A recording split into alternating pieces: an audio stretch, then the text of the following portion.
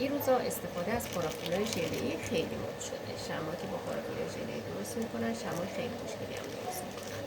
ولی چند تا نکته طلایی داره که باعث میشه شمعاتون کیفیتش بهتر بشه و شمع خوشگل‌تری درست کنید. نکته اولی که رو حرارت خیلی پایین ذوبش کنید. حرارت بالا باشه باعث میشه دوده بزنه، دود بکنه. من خودم کلا رو بخار آب ذوبش میکنم، اصلا حتی رو حرارت مستقیم هم نمیذارم. نکته دومی که موقعی که میخواین ذوبش کنین وای نسین بالای سرش هی هم بزنین، این حلیم نیست که وایسن خودش کامل ذوب بشه.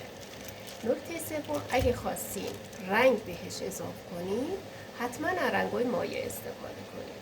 من الان به این رنگ نمیخوام رنگ اضافه کنم چون میخوام باش آیس موکا درست کنم، رنگ نمیخوام بهش اضافه کنم. ولی شما اگه خواستین رنگ بهش اضافه کنید رنگ جامد استفاده نکنید چون دونه دونه هاش آخرش توش میمونه.